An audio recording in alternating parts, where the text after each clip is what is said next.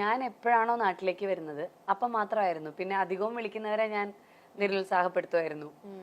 ഞാൻ ഇങ്ങനെ ഒരു പ്ലാനൊന്നും ഇല്ല, അതുകൊണ്ട് പിന്നെ ഇങ്ങനെ അങ്ങനെ അങ്ങനെ തന്നെ പറയായിരുന്നു ഞാൻ. പിന്നെ ഇന്റർവ്യൂസിലാണെങ്കിലും ചോദിക്കുമ്പം ഞാൻ പലപ്പോഴും നമുക്ക് നോക്കാം അങ്ങനെ പറഞ്ഞിട്ടുണ്ടായിരുന്നുള്ളൂ. പിന്നെ ഇതൊരു നിമിത്തം പോലെ അങ്ങനെ വന്നതാണ് ഒരുത്തി. അപ്പൊ ഒരുത്തി കഴിഞ്ഞിട്ട് ഇപ്പം എനിക്ക് തോന്നുന്നു റിലീസായിട്ട് ഒരു വർഷമായി. അപ്പൊ ഇപ്പോ ഒരു വർഷത്തിന് ശേഷമാണ് ശരിക്കും ഞാൻ അടുത്ത സിനിമയായിട്ട് വരുന്നത്. അപ്പൊ അങ്ങനെ ഗ്യാപ്പ് എടുത്ത് തന്നെ സിനിമ ചെയ്യുന്നുള്ളൂ. അല്ല, എനിക്ക് ഉറപ്പാണ്. കാരണം ചേച്ചി ഇത്രയും നല്ല ക്യാരക്ടേഴ്സ് ഒക്കെ ചെയ്ത് ഇവിടെ നിന്ന് അഭിനയിച്ച് തകർത്ത് ഒരു ബ്രേക്ക് എടുത്താൽ പോലും ചേച്ചി അടുത്തേക്ക് സിനിമകൾ വരാതിരുന്നിട്ടായിരിക്കില്ല. ചേച്ചി വേണ്ടാന്ന് വെച്ചിട്ടുള്ള ഒരു ഡിസിഷൻ തന്നെ ആയിരിക്കും എന്ന് എനിക്ക് തോന്നിയിട്ടുണ്ട്. പിന്നെ അപ്പൊ പറ്റില്ലായിരുന്നു എനിക്ക്. പക്ഷെ എപ്പോഴും നാട്ടിലേക്ക് വരണം എന്ന് ഭയങ്കരമായിട്ട് ആഗ്രഹിച്ച ആളായിരുന്നില്ലേ? ഭയങ്കരമായിട്ട്. എനിക്ക് നാടാണ് ഇഷ്ടടോ. എന്റെ നാടും വീടും എന്റെ അമ്മയും അച്ഛനും ഇവിടെ. എന്റെ നാടും റേഷകടയും എന്നൊക്കെ. നമുക്ക് നമ്മുടെ നാടും നമ്മുടെ റേഷകടയും സുന്ദരിൽ പറഞ്ഞ പോലെ. എനിക്ക് എന്താ അറിയില്ല, ഇവിടുത്തെ ഈ കുത്തിത്തിരിപ്പും ഈ കുണ്ടുകുഴിയും ഒക്കെ എനിക്ക് ഭയങ്കര ഇഷ്ടം.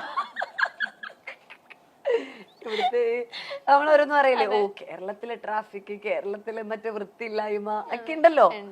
പക്ഷെ എന്താന്നറിയില്ല, വേറെ എവിടെ കൊണ്ടിട്ടാലും എനിക്ക് ഇതൊക്കെ തന്നെ ഞാൻ ഇടയ്ക്കിടയ്ക്ക് ആലോചിക്കും കൊതുകടിയും മെയിൻ എടുത്ത് പറയണം. എന്തൊക്കെ ആയാലും ശരി, ഒരു പ്രത്യേക വികാരമാണ്. എനിക്ക് തോന്നുന്നു എല്ലാവർക്കും എങ്ങനെയാണോ അറിയില്ല. അല്ല, കുറെ ആൾക്കാര് എന്റെ കസിൻസ് ഒക്കെ തന്നെ UK പോയിട്ട് അവരവിടെ വീട് മേടിച്ച് സെറ്റിൽ ആവുക. അപ്പൊ നമ്മളിവിടുന്ന് UK പോണല്ലോ, അവരിടയ്ക്കൊന്ന് നാട്ടിലേക്ക് വരുള്ളൂ. ട്രിപ്പൊക്കെ പോവില്ലേ നമ്മളിവിടുന്ന് ഒരു 10 ദിവസം, അത്രേ ഉള്ളൂ. അപ്പൊ എനിക്ക് ഭയങ്കര പ്രശ്നമായിട്ടോ. എനിക്ക് ഭയങ്കര സഫക്കേഷനാ. ഞാൻ ചോദിക്കാം, നിങ്ങൾ എങ്ങനെ ഇത്രയും ദിവസം അവിടെ അഡ്ജസ്റ്റ് ചെയ്ത് ഒന്ന് പറഞ്ഞു തരുമോ? അല്ല, നിനക്ക് ബുദ്ധിമുട്ടില്ല, നിനക്ക് നാട്ടിലോട്ട് വരാൻ കൊതിയാവില്ലേ എന്നൊക്കെ ചോദിക്കും. അവർക്കൊരു കുഴപ്പമില്ല, എനിക്കാണ് കുഴപ്പം. അച്ഛനും അമ്മയും എന്ത് ബഹളാണെങ്കിൽ ലൊക്കേഷനിലൊക്കെ വെച്ചിട്ട് രാവിലെ ഷൂട്ട് ഉണ്ടാവുമല്ലോ. സൺറൈസ് ഒക്കെ ആന്ന് പറയുമ്പോഴത്തേക്ക് നേരത്തെ പോകണം. അപ്പൊ രാവിലെ എന്നെ കുത്തി ഉണത്തു അച്ഛ 5 മിനിറ്റ് വീണ്ടും ഉറങ്ങും. വീണ്ടും 5 മിനിറ്റ് കഴിയുമ്പോ അവർ അച്ഛ ഒരു 5 മിനിറ്റ് കൂടെ കഷ്ടമുണ്ടെന്നൊക്കെ പറഞ്ഞ് കരഞ്ഞ് 1.5 മണിക്കൂർ എടുക്കും. എന്നെ ഒന്ന് പൊക്കി പിന്നെ തന്നെ കുത്തി തിരുക്കി പല്ല് തേപ്പിച്ച്, ഇതൊക്കെ വലുതായതിനു ശേഷമാണെന്ന് നിങ്ങൾ ആലോചിക്കണം. ഇപ്പൊ കുട്ടികളൊക്കെ ഒറ്റയ്ക്ക് സിനിമയ്ക്ക് അഭിനയിക്കുന്ന സമയം അന്ന് അച്ഛന്റെ അമ്മയുടെയും കൂടെ പോയി അരുത്തിയെല്ലാം കാണിച്ച് ഞാൻ അഭിനയിച്ചോണ്ടിരുന്നത്. അങ്ങനെ ഒക്കെ ആയ ഞാൻ ഇതൊരു സുപ്രഭാതത്തില് നമ്മൾ നാളെ എണീറ്റ് അങ്ങ് അമ്മയാവുകയാണല്ലോ. എന്ന് വെച്ചാല് ഓക്കെ ഗർഭിണിയാണ് എന്ന് വിചാരിച്ചപ്പോ നമുക്ക് പ്രത്യേകിച്ച് മാറ്റമൊന്നുമില്ല. ഇത് പ്രസവം കൂടെ കഴിയുന്നു, ഞാൻ അമ്മയായി, അത് സെറ്റല്ലേ. പക്ഷെ അതിലെന്തോ ഭയങ്കര ഒരു മാജിക് ഉണ്ട്.